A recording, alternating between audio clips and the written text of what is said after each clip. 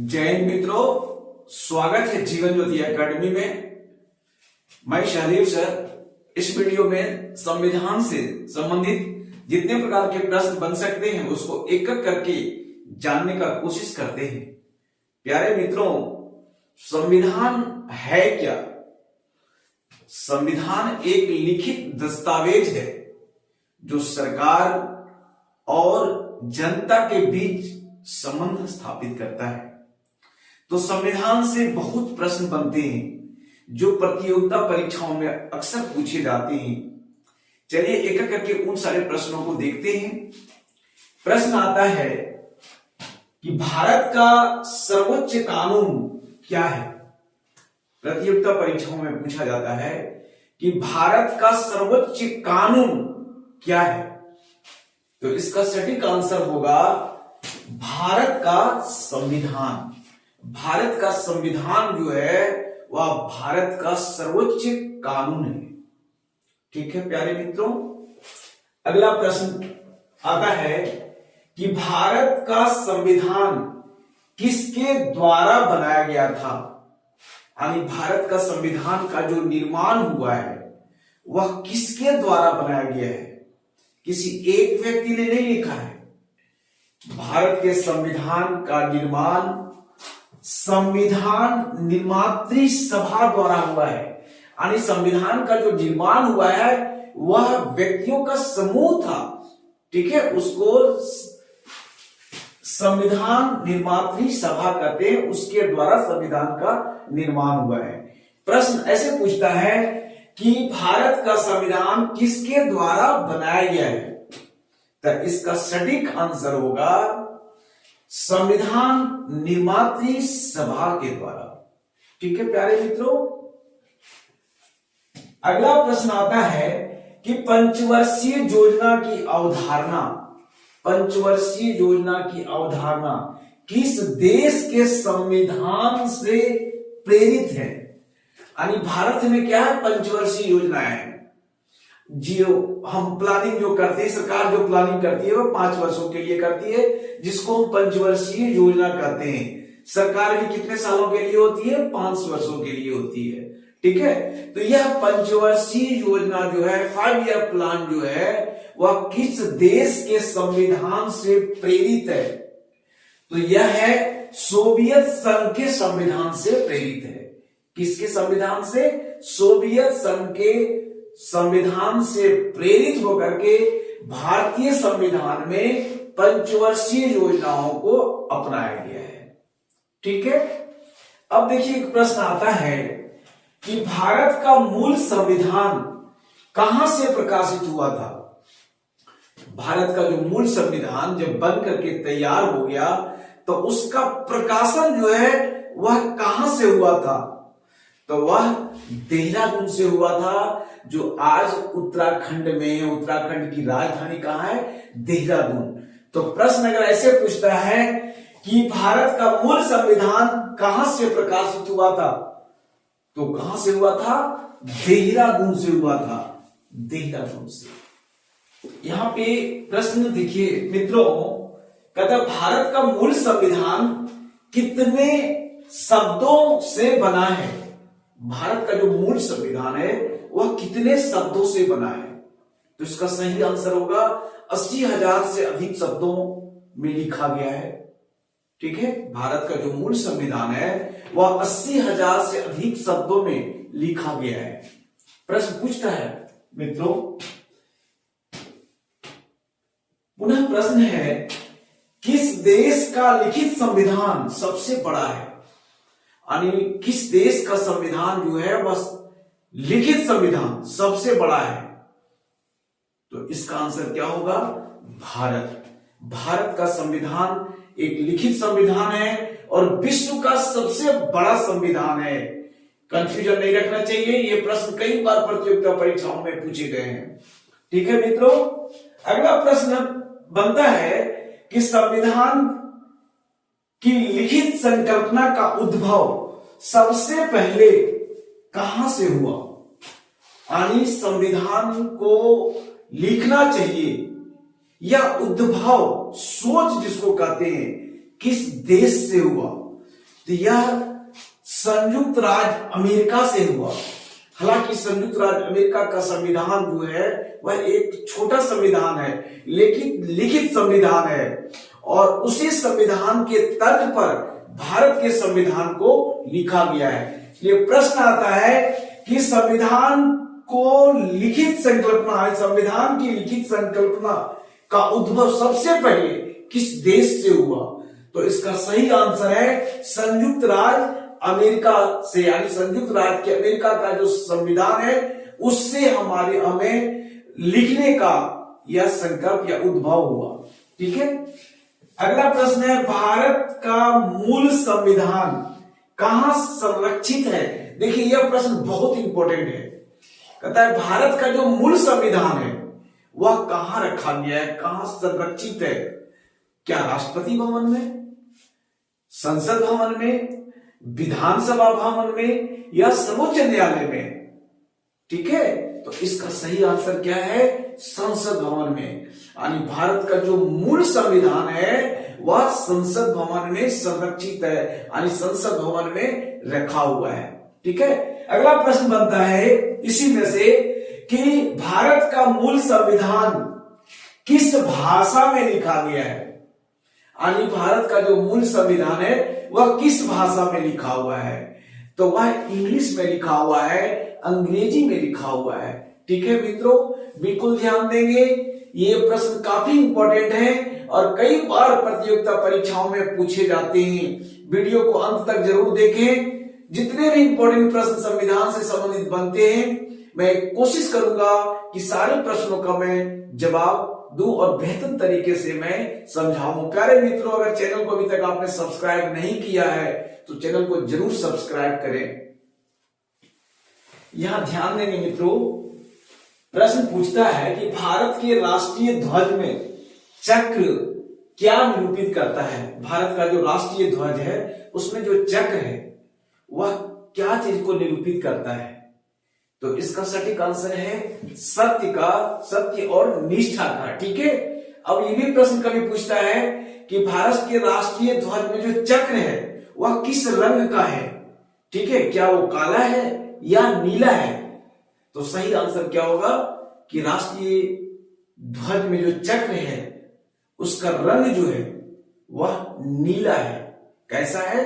नीला है। कई बार ये प्रश्न पूछा गया है। पुनः है भारत संपूर्ण प्रभुत्व संपन्न लोकतंत्रात्मक गणराज्य कब बना? भारत संपूर्ण प्रभुत्व संपन्न लोक गणतंत्रात्मक कब बना? तो प्रस्तावना में पढ़े हैं हम भारत के लोग, भारत को एक संप्रभुत्व संपन्न गणराज्य बनाने के लिए ... एतद द्वारा 26 नवंबर 1949 को अंगीकृत अधिनियमित किया जाता है। यानी भारत जो है वह संपूर्ण प्रभुत्व संपन्न लोक गणतंत्रात्मक गणराज्य जो है वह 26 नवंबर 1949 को बना। यहां ध्यान देंगे मित्रों, अगर ऑप्शन में 26 जनवरी 1950 दे देता है तो अधिकतर बच्चे क्या करते हैं, उसमें टिक लगा के चले आते हैं, जबकि इसका सही आंसर जो है वह है 26 नवंबर 1949। यानी 26 नवंबर 1949 को भारत जो है वह लोकतंत्र गणराज्य बना, संपूर्ण संपन्न लोकतंत्रात्मक गणराज्य बना। ठीक है, तो इसका सही आंसर क्या है? 26 नवंबर 1949। ठीक है, 26 नवंबर 1949।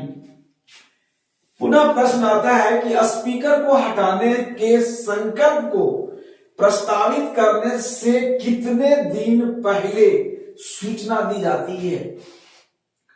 यानी या तो स्पीकर को हटाओ, राष्ट्रपति को हटाओ, उपराष्ट्रपति को हटाओ, सर्वोच्च न्यायालय के मुख्य न्यायाधीश को हटाओ। इनको अगर हटाना है, महाभियोग लगाना है, तो इसकी सूचना उन्हें कितना दिन पहले दे दी जानी चाहिए कि महामहिम आपको हटाने की बात चल रही है? तो इसका सही आंसर है मित्रों 14 दिन पहले, 14 दिन पूर्व इन सारे महामहिम को, चाहे वो राष्ट्रपति हो, उपराष्ट्रपति हो, सर्वोच्च न्यायालय के मुख्य न्यायाधीश हो या स्पीकर हो, अगर उन पर महाभियोग लगाना है यानी उनको अगर हटाना है तो 14 दिन पूर्व उन्हें सूचना दी जाती है। ठीक है, इसका आंसर क्या होगा? 14 दिन पूर्व। ठीक है प्यारे मित्रों, पुनः प्रश्न बनता है, कहता है निम्नलिखित में कहां लोकतंत्र नहीं है? विश्व के अधिकतर देशों में लोकतंत्र है, तो वह कौन सा देश है जहां लोकतंत्र नहीं है? क्या वो भारत है, नॉर्वे है, अमेरिका है या चीन है? तो प्यारे मित्रों, चीन एक ऐसा देश है जहां लोकतंत्र नहीं है।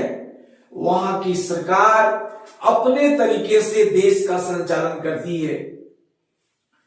चीन में लोकतंत्र नहीं है। इसका सटीक आंसर क्या होगा? चीन होगा। प्रश्न को बढ़िया से समझेंगे। प्रश्न कहता है कि निम्नलिखित में से कहां लोकतंत्र नहीं है? तो चीन में लोकतंत्र नहीं है। पुनः प्रश्न बनता है कि भारत में एकल नागरिकता की अवधारणा कहां से ली गई है? भारत में एकल नागरिकता यानी एक देश का नागरिक, एक देश का व्यक्ति जो है वो एक ही नागरिक, एकल नागरिक ही हो सकता है। यह अवधारणा जो है किस देश से लिया गया है भारतीय संविधान में? तो वह इंग्लैंड से लिया गया है। कहां से लिया गया है? इंग्लैंड से लिया गया है। प्रश्न को बढ़िया से समझिए। प्रश्न कहता है कि भारत में एकल नागरिकता की अवधारणा कहां से ली गई है? हमारे संविधान में जो एकल नागरिकता की अवधारणा है वह किस देश से लिया गया है? तो वह इंग्लैंड से लिया गया है। कहां से लिया गया है? इंग्लैंड से लिया गया है। अमेरिका एक ऐसा देश है जहां दोहरी नागरिकता है। प्रश्न कभी कभी आता है कि अमेरिका में किस प्रकार की नागरिकता है? तो अमेरिका में क्या है? दोहरी नागरिकता है, यानी वहां राज्य के लिए अलग नागरिक होता है और देश के लिए अलग नागरिक होता है। अमेरिका में दोहरी नागरिकता है, लेकिन भारत में एकल नागरिकता है। और वह एकल नागरिकता कहां से लिया गया है? तो इंग्लैंड के संविधान से लिया गया है, इंग्लैंड के तर्ज पे लिया गया है। प्रश्न देखिए क्या है, कहता है संविधान में धर्मनिरपेक्ष और समाजवाद शब्द किस वर्ष में जोड़े गए? ठीक है, यानी कि भारत के मूल संविधान में धर्मनिरपेक्ष और समाजवाद शब्द नहीं थे। यह कब जोड़ा गया? तो 42वें संविधान संशोधन, 42वां संविधान संशोधन जो है 1976 में, यानी कि भारतीय संविधान में, भारत के संविधान में धर्मनिरपेक्ष और समाजवाद ये दो शब्द जो है वह 42वें संविधान संशोधन जो है 1976 में किया गया और संविधान में इसको जोड़ा गया। ठीक है मित्रों, ये प्रश्न बहुत इंपॉर्टेंट है और कई बार ये प्रश्न को बार बार पूछा जाता है। ठीक है, तो बिल्कुल ध्यान देंगे कि हमारा धर्मनिरपेक्ष और समाजवाद शब्द जो है वह भारत के संविधान में 42वें संविधान संशोधन के द्वारा 1976 में सम्मिलित किया गया। ठीक है मित्रों, अगला प्रश्न है कि भारत की संविधान सभा को किस योजना के तहत गठित किया गया? अभी भारत की जो संविधान सभा बनाया गया वह किस योजना के तहत उसे गठित किया गया? इसका आंसर है कैबिनेट मिशन योजना। किस योजना के तहत? कैबिनेट मिशन योजना के तहत। ठीक है, अगला है कि भारतीय संविधान की रचना के समय संविधान सभा का संवैधानिक सलाहकार कौन था? यानी कि जब हम संविधान की रचना करने जा रहे थे या रचना कर रहे थे उस टाइम में हमारे संविधान सभा का संवैधानिक सलाहकार वो कौन थे? हम इसको इस प्रकार से भी जानते हैं कि संविधान सभा को की प्रारूप तैयार करने वाले वह व्यक्ति कौन थे, यानी संविधान का प्रारूप जिन्होंने तैयार किया वे कौन थे? तो वो थे B.N. Rao. Doctor B.N. Rao का नाम आता है। इसलिए प्रश्न है कि भारतीय संविधान की रचना के समय संविधान सभा का संवैधानिक सलाहकार कौन थे? ये प्रश्न आता है, तो वो है B.N. राव। ठीक है मित्रों, अगला प्रश्न है कि संविधान सभा ने राष्ट्रगान कब अपनाया? राष्ट्रगान, ठीक है, कब अपनाया? तो उसका सही आंसर है 24 जनवरी 1950 को।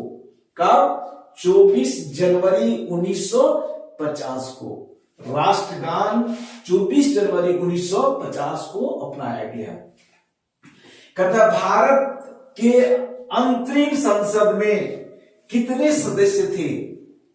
भारत के संविधान में जो अंतरिम सदस्य थे उसमें कितने सदस्य थे? इसका सही आंसर है प्यारे मित्रों 296 संसद थे, 296 सदस्य थे। ठीक है मित्रों, तो इस वीडियो में इतना ही। वीडियो को देखने के लिए चैनल को जरूर सब्सक्राइब करें, अधिक से अधिक अपने मित्रों को शेयर करें और चैनल को सब्सक्राइब करना ना भूलें। जय हिंद।